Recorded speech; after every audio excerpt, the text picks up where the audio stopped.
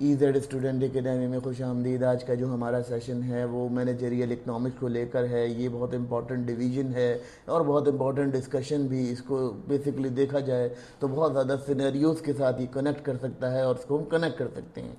यहाँ हम बात करते हैं मैनेजरियल इकनॉमिक्स की, तो मैनेजरियल इकनॉमिक्स एक बहुत इंपॉर्टेंट डिवीज़न बनता जा रहा है, बल्कि डिवीज़न कहना क्या चाहिए, बेसिकली एक सब्जेक्ट बनता जा रहा है, कोर्स ऑफ नॉलेज है। लेकिन बेसिकली इकनॉमिक्स जो है वो एक सेपरेट डिवीजन है, ये उसकी क्लासिफिकेशन है जिसको हम डिस्कस करेंगे। क्योंकि नाउ डेज BBA के स्टूडेंट्स या BS के जो स्टूडेंट्स हैं उनको एज ए मैनेजरियल इकनॉमिक्स पढ़ाया जाता है, क्योंकि स्टूडेंट्स बहुत सारे ये कहते हैं कि इकनॉमिक्स का कंसर्न क्या है, रियल लाइफ में क्या उसकी एडवांटेजेस हैं, या रियल लाइफ में वो किस तरह से पुट ऑन करता है, कैसे वर्क करता है। तो ये तमाम जो डिस्कशंस हैं, ये तमाम डिस्कशंस इसी के साथ कैलिब्रेट करती हैं।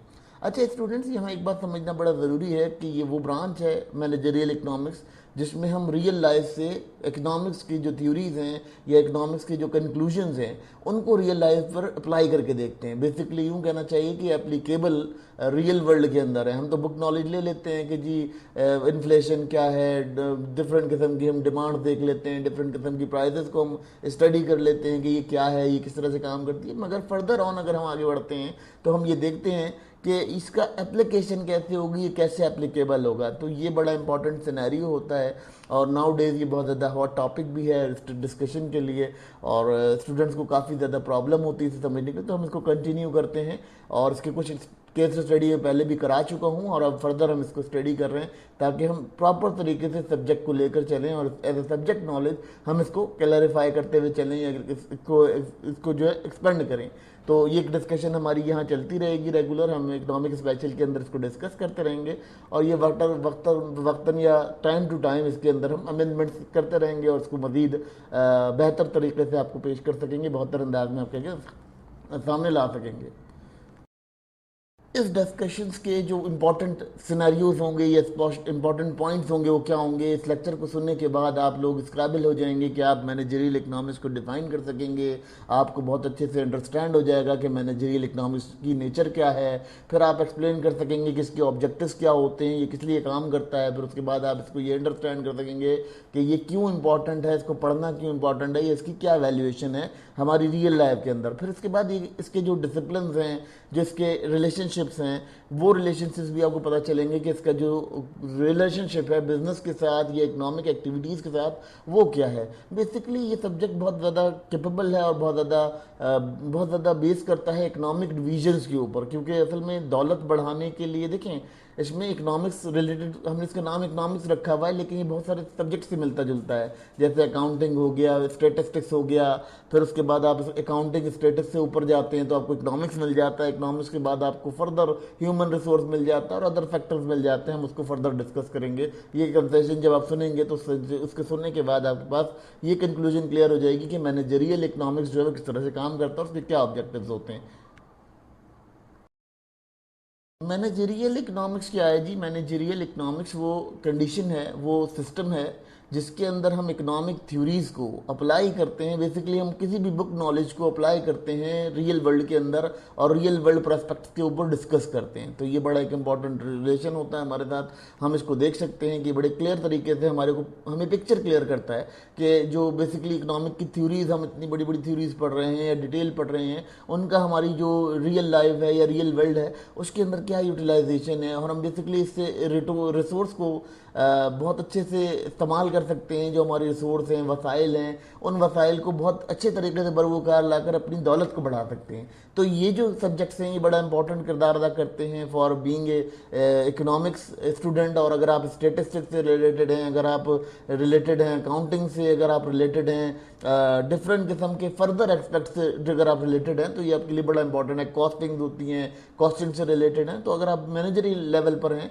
तो ये तमाम चीज़ें आपको अप्लाई करनी पड़ती हैं। हम फर्दर इसको डिटेल करेंगे कि ये किस तरह से काम करता है और किस तरह से इसका सिस्टम डेवलप होता है।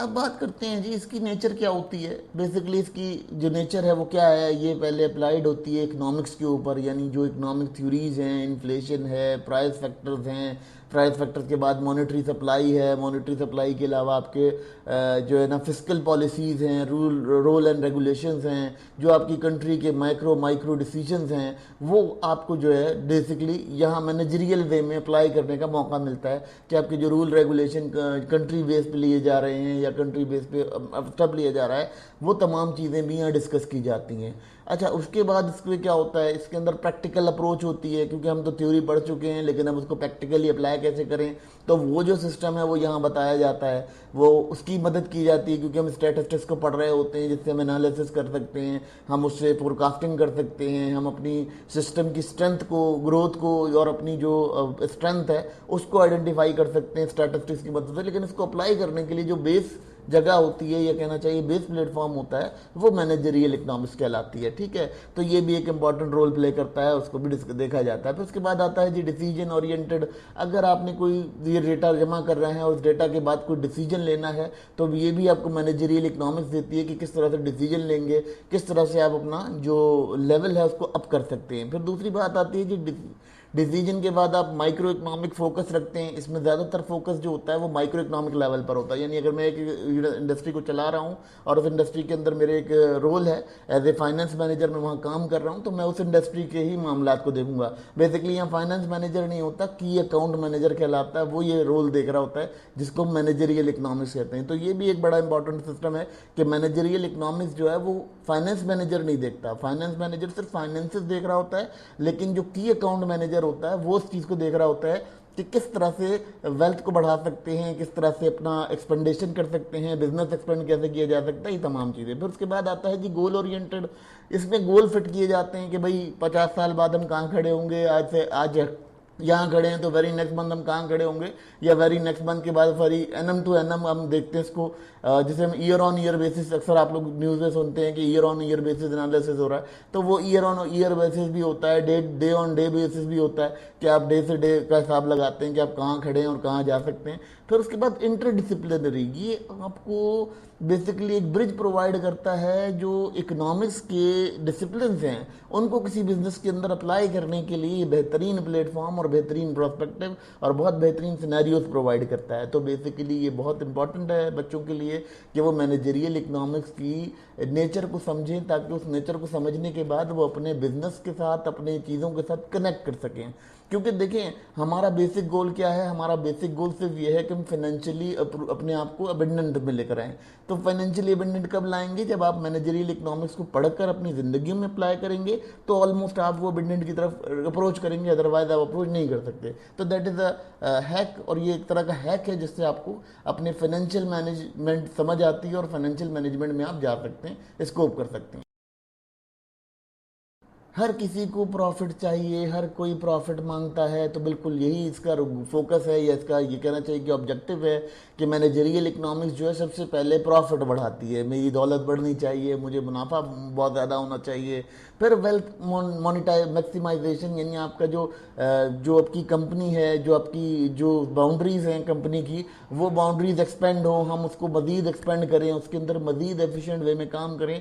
तो ये भी एक बड़ा इंपॉर्टेंट काम है। फिर उसके बाद क्या आता है, रिसोर्स बहुत थोड़ी है, लिमिटेड रिसोर्स है, तो उसका जो ऑब्जेक्टिव है वो क्या करता है, लिमिटेड रिसोर्सेज को इस तरह से यूटिलाइज करें कि आपको कम रिसोर्सेज के अंदर ज़्यादा प्रोडक्शन मिल सके, या मैक्सिमम प्रोडक्शन आप हासिल कर सकें मिनिमम इनपुट के, मिनिमम इनपुट से मैक्सिमम आउटपुट कैसे बनाना है, ये रूल भी यही आपको सिखाता है। फिर उसके बाद आता है जी कॉस्ट कंट्रोल। आपको बहुत सारी चीज़ों पे कॉस्ट कंट्रोल करनी पड़ती है, वो भी आपके लिए बड़ा इंपॉर्टेंट रोल प्ले करता है कि आपको कॉस्ट कंट्रोल करने में भी ये मदद करता है। फिर उसके बाद आता है प्राइसिंग डिसीजन, कि अगर आपने कोई पैसे कोई चीज़ खरीदनी है या कोई चीज़ बेचनी है, तो उसका कैसे प्राइसिंग डिसीजन होगा, ये भी आपका डिपेंडेंसी पर निर्भर होता है, और यानी इसी चीज़ पर निर्भर होता है कि मैनेजरियल इकोनॉमिक्स इन तमाम एस्पेक्ट्स ऑफ बिजनेस को कवर करती है और ये आपको रियल वर्ल्ड की नॉलेज देती है।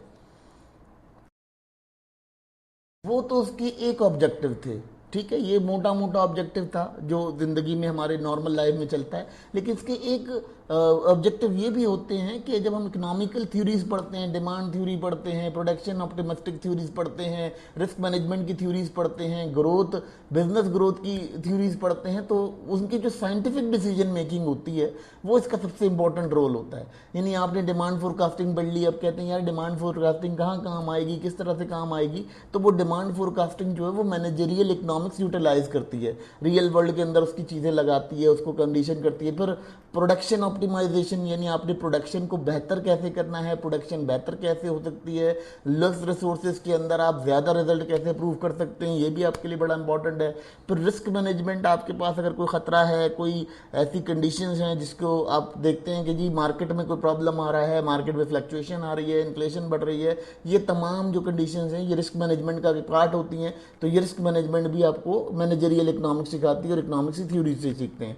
फिर उसके बाद बात करते हैं बिजनेस ग्रोथ की। बिजनेस ग्रोथ क्या होता है? बिजनेस ग्रोथ ये होता है कि जी आपका कारोबार कितना फैल रहा है, कितना एक्सपेंड कर रहा है, ये चीज़ें भी जो आपको दिखाती है, ये आपका मेन फोकस बढ़ाती है, वो मैनेजरियल इकोनॉमिक्स करती है। फिर उसके बाद आते हैं जी साइंटिफिक डिसीजन मेकिंग। जब आपके पास ये तमाम डेटा आ जाता है, फॉर डिमांड फोरकास्टिंग आ जाती है, प्रोडक्शन ऑप्टिमिस्टिक हो जाते हैं आप, उसके बाद आप रिस्क मैनेजमेंट देख लेते हैं, फिर आप बिजनेस ग्रोथ को देखते हैं कि आपका बिजनेस किस तरह से ग्रोथ कर रहा है, उसके बाद आप साइंटिफिकली डिसीजन मेकिंग करते हैं। तो डिसीजन मेकिंग जो है वो मैनेजरियल इकोनॉमिक्स के थ्रू की जाती है, और मैंने वही बताया कि की अकाउंट मैनेजर इस चीज़ को देख रहा होता है और वो इस चीज़ को डील कर रहा होता है। तो की अकाउंट मैनेजर का ये रोल होता है कि वो किस तरह से इसको पार्टिसिपेट करता है, और इसके जो ये बेसिकली डीप उसकी अंडरस्टैंडिंग है इसके ऑब्जेक्ट्स की, कि ये डीप ली इस तरह से डिस्कस करता है, लेकिन मेजर ऑब्जेक्टिव इसके यही होते हैं जो हम बिजनेस में अप्लाई करते हैं।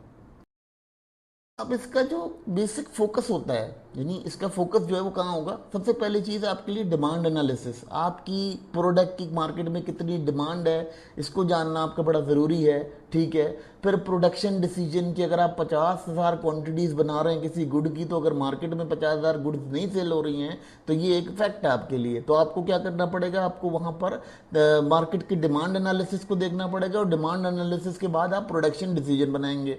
फिर कॉस्ट एनालिसिस। कॉस्ट एनालिसिस कैसे है कि भाई मार्केट में आपके कॉम्पिटिटर्स हैं, उनकी प्राइस देखते हैं, उनकी प्राइस पता चलती है कि यार वो 4 रुपये में दे रहा है और मैं 9 रुपये में दे रहा हूँ, तो ये मेरे लिए महंगा पड़ेगा। तो हम क्या करते हैं? कॉस्ट एफिशिएंट वे में जाते हैं और कॉस्ट एनालिसिस करते हैं मार्केट में अपने कॉम्पिटिटर्स के साथ, मार्केट को एनालाइज करते हैं कि मार्केट में क्या कॉस्ट चल रही है और हम किस कॉस्ट पर इसको बना रहे हैं, ठीक है, उस कॉस्ट के हिसाब से चलता है। फिर प्राइसिंग होती है।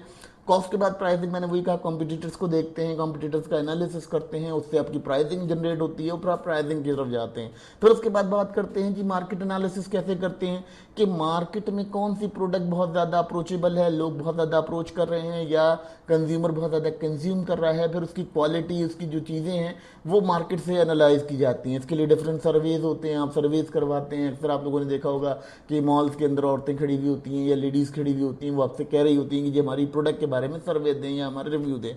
तो वो बेसिकली एक कलेक्शन होता है, मार्केट एनालिसिस होता है। फिर इन्वेस्टमेंट डिसीजन, अगर आपने कोई इन्वेस्टर हायर करना है या कोई इन्वेस्टर आपके बिजनेस में इन्वेस्ट करता है, तो वो ये तमाम चीज़ें आपकी देखता है, यानी ऊपर के जितने भी स्टेप हैं, डिमांड एनालिसिस करता है, वो प्रोडक्शन डिसीजन देखता है, आपकी कॉस्ट एनालिसिस करता है, और प्राइसिंग देखने के बाद, मार्केट एनालिसिस करने के बाद वो आपके साथ इन्वेस्टमेंट डिसीजन क्रिएट कर पाता है। तो ये आपके लिए मैनेजरियल इकोनॉमिक्स के जो स्कोप है ये बेहतरीन तरीके से हो सकते हैं। फिर रिस्क एनालिसिस, जो डिसमेसमेंट कर रहा है ऑलमोस्ट वही बंदा रिस्क एनालिसिस भी करता है, तो वो देखता है कि प्राइसिंग बढ़ेगी, कम होगी, किस तरह से चलेगा, क्या मामला चलेगा, तो वो तमाम चीज़ें भी यहाँ देखी जाती है। फिर प्रॉफिट प्लानिंग, कि भाई प्रॉफिट प्लानिंग क्या होगी, कि जब कोई इन्वेस्टमेंट करेगा तो ऑलमोस्ट वो प्लान करेगा कि किस तरह से हमने प्रॉफिट को लेके चलना है, या किस तरह से प्रॉफिट की शेयरिंग होगी, या प्रॉफिट किस तरह से जनरेट होगा। तो ये तमाम चीज़ें भी आपके ऊपर एज ए मैनेजरियल रोल के अंदर आपकी तमाम चीज़ें होती हैं। बेसिकली जब हमने इसको पढ़ा था, हमने इकोनॉमिक्स में जब पढ़ा था, तो वहाँ हमने मैनेजरियल थ्योरीज पढ़ी थी, वो भी हम डिस्कस करेंगे इस थ्योरी के अंदर,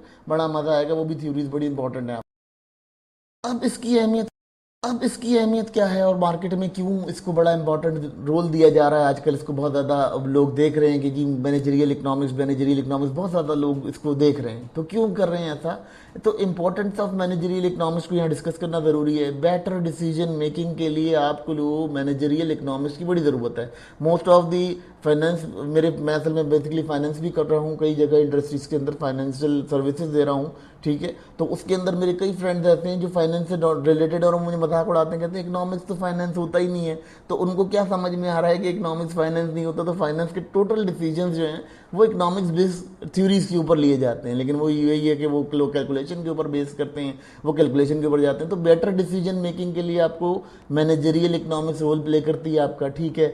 फिर एफिशिएंट रोल आपका क्या है कि रिसोर्स यूटिलाइजेशन आपको बहुत प्रॉपर तरीके से, अब वो क्या करते हैं, वो कहते हैं जी बजट खुला है, हम बजट खुले में जो है वो मतलब एक पूल में नहा रहे हैं, और उस पूल में हम जितनी कॉस्ट लगा रहे हैं बिजनेस के अंदर लगा रहे हैं, हमें रिटर्न तो मिल ही रहा है। लेकिन ये गलत तरीका होता है। बेसिकली जब आपके पास रिसोर्स होती है तो आप उसकी मैक्सिमम या मिनिमम लिमिट क्रिएट करके उसके बाद आप उसको आगे फॉरवर्ड करते हो, तो ये भी आपको मैनेजरियल इकोनॉमिक्स बताती है।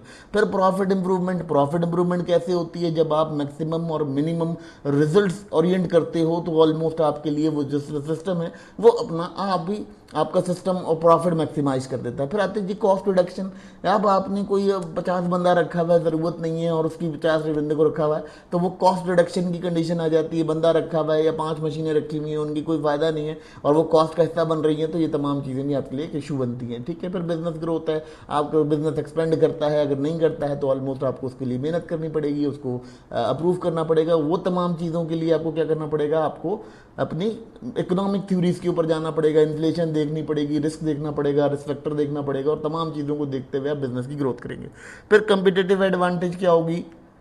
अब ये ग्रोथ के बाद आपकी कंडीशन क्या होगी? अब नेक्स्ट आपकी कंडीशन ये होगी कि कंपैरेटिव एडवांटेज देखा जाएगा, कंपिटिटिव एडवांटेज, कि आपने जो तमाम रूल्स लगाए हैं, ये इकोनॉमिक्स से तमाम जो फंडामेंटल आपने इसकी यूटिलाइजेशन की है, ये यूटिलाइजेशन आपके काम भी आ रही है या नहीं आ रही है, तो उसको भी देखना बहुत इंपॉर्टेंट होता है। और ये तमाम चीज़ें बहुत इंपॉर्टेंट होती हैं। मैनेजरियल इकोनॉमिक्स की बहुत इंपॉर्टेंट डिसीजन है। ये एक सब्जेक्ट नहीं है, यूँ समझे कि ये एक नया दरवाज़ा है जो इकोनॉमिक्स को खोल देता है, और उसके बाद एक बड़ा रास्ता, एक तवील रास्ता इसके साथ अटैच है।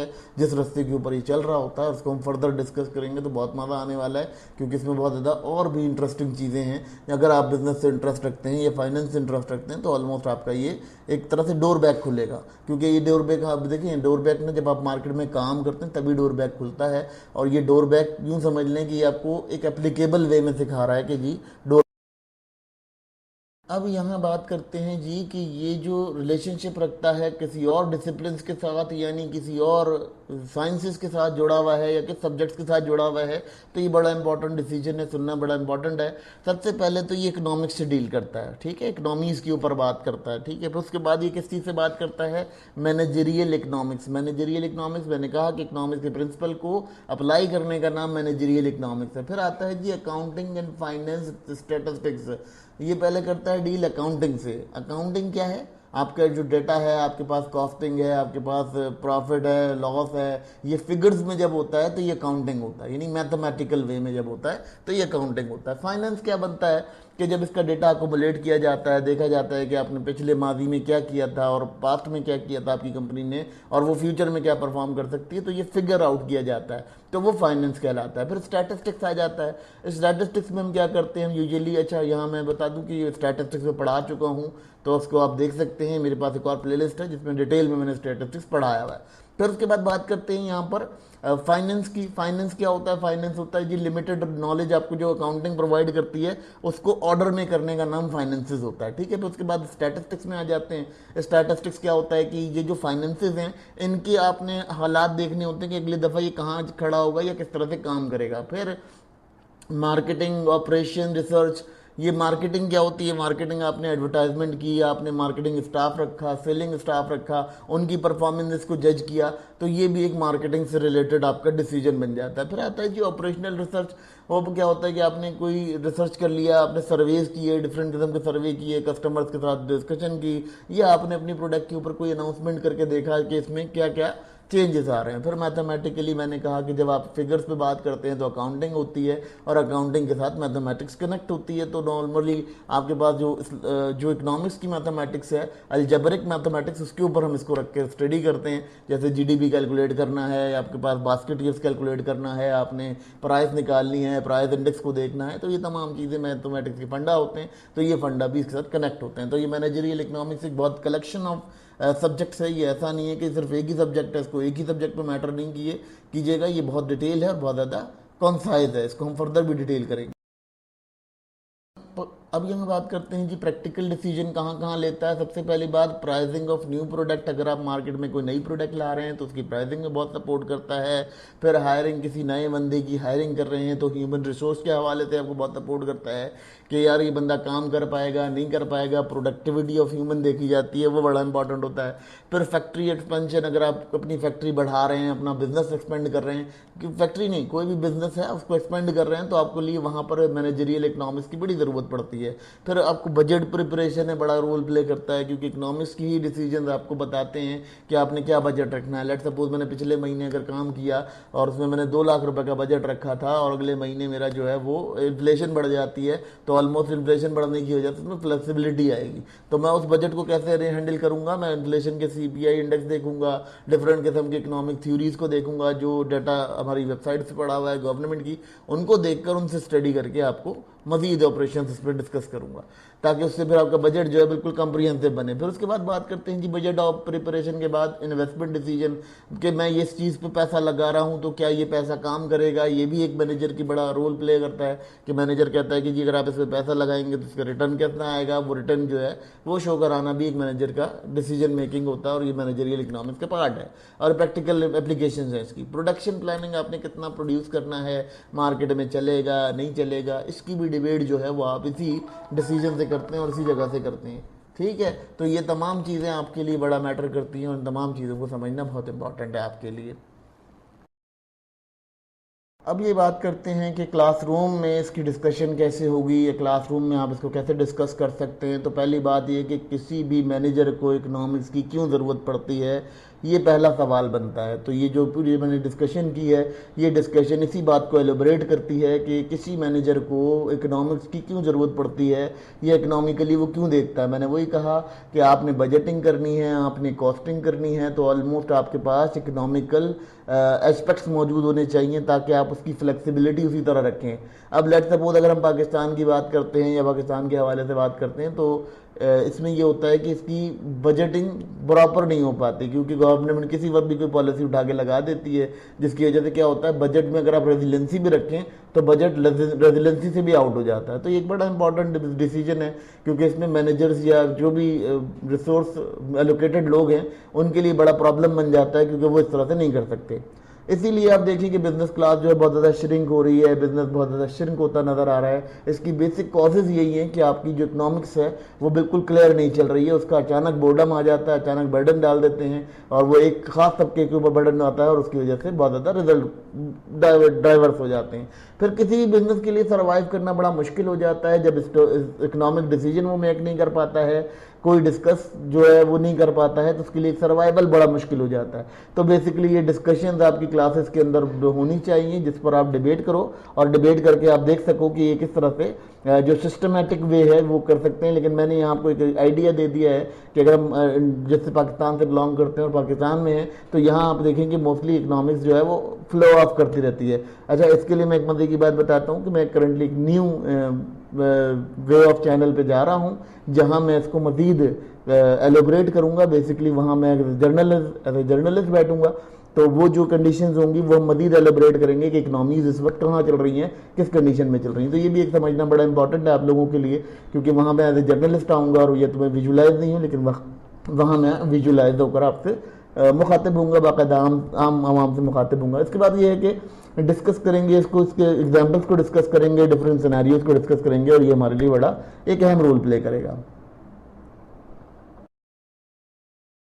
मैनेजर्स के लिए ये क्यों ज़रूरी है, और एक छोटा सा इस पर कंक्लूजन दे देते हैं कि मैनेजरियल इकोनॉमिक्स जो है वो क्या करती है, कंबाइन करती है सारे मैनेजमेंट को, यानी टॉप मैनेजमेंट से लेके लोअर मैनेजमेंट तक सबको यूनाइट करके स्टडी करती है। फिर उसके बाद ये क्या करती है, ये साइंटिफिक बिजनेस डिसीजन में बड़ा सपोर्ट करती है, इसकी सपोर्ट बहुत ज़्यादा होती है। फिर ये कहती है इम्प्रूव करती है एफिशिएंसी को, फिर ये आपकी प्रॉफिटेबिलिटी को बढ़ाती है। जब आप रिस्क देख लेते हो, बाहर मार्केट देख लेते हो, तो इससे आपकी अनसर्टनिटी रिड्यूस हो जाती है, आपका जो फ्यूजन है वो बहुत कम हो जाता है, रिड्यूस कर देती है आपकी अनसर्टनिटी को। फिर वही बात है, मैंने कहा कि जब आप बजट फ्लेक्सिबल बनाते हो तो फ्लेक्सिबल बजट के साथ आपका जो इनकाउंटर है वो बराबर हो जाता है और आप बिल्कुल प्रॉपर वे में काम कर सकते हो। फिर उसके बाद ये क्या करती है, ये एक ऑर्गेनाइजेशन गोल अचीव करने में मदद करती है। अगर किसी ऑर्गेनाइजेशन ने कोई टारगेट बनाया हुआ है तो इकोनॉमिक्स जो है वो मैनेजरियल इकोनॉमिक्स ये काम करती है कि बहुत बेहतर तरीके से अपने डिसीजंस को, अपनी जो डिस्कशंस है उनको लेकर चलती है। तो ये तमाम चीज़ें बड़ा इंपॉर्टेंट रोल प्ले करती हैं स्टूडेंट्स, इसको देखना बड़ा ज़रूरी है, क्योंकि being BBA students, BBS BS students, आप लोगों के लिए ये तमाम चीज़ें बहुत ज़रूरी हैं, क्योंकि ये सब्जेक्ट जो है वो बेसिकली प्रैक्टिकल नॉलेज देता है आपको इकोनॉमिक्स की। अब यहाँ स्टूडेंट्स मैं आपको एक छोटा सा टास्क दे रहा हूँ, एक छोटी सी कहना चाहिए कि एक छोटी सी आपके ऊपर आपको एक क्वेश्चन दे रहा हूँ जिसको आप सॉल्व करेंगे। एक वाटर बॉटल कंपनी है जिसकी कंपनी की जो कॉस्ट है वो बढ़ती जा रही है दिन ब दिन, प्रोडक्शन कॉस्ट बढ़ रही है, इसकी वजह से वो फेस कर रहे हैं बहुत ज़्यादा शदीद कंपटीशन। ठीक है, तो अब आप लोगों ने ये आइडेंटिफाई करना है कि कौन सी कॉस्ट जो है वो आपके लिए काम करेगी या कौन सा जो डिसीजन है वो काम करेगा। देखिए बेसिकली कॉस्ट जो है कंट्रोल करेंगे या प्राइस डिसीजन मेक करेंगे या फ्यूचर फोरकास्टिंग्स करेंगे, या फ्यूचर फोरकास्टिंग्स के बाद अगर हम बात करते हैं डिमांड फोरकास्टिंग की, वो डिमांड फोरकास्टिंग करेंगे, या वो ये कहेंगे कि जी प्रॉफिट मैक्सिमाइज किया जाए। किस तरह से आप लोगों ने डिसाइड करना है इस पूरी डिस्कशन को सुनने के बाद कि आप लोगों ने कौन से जो डिसीजन हैं या कौन से एलिमेंट्स हैं उनके ऊपर काम करना है। तो दैट इज़ ए फैक्ट, और ये बड़ा इंपॉर्टेंट रोल प्ले करेगा आप लोगों के लिए इस वीडियो को सुनने के बाद कि आप लोग इस वीडियो के अंदर इसका जवाब फाइंड कर सकते हैं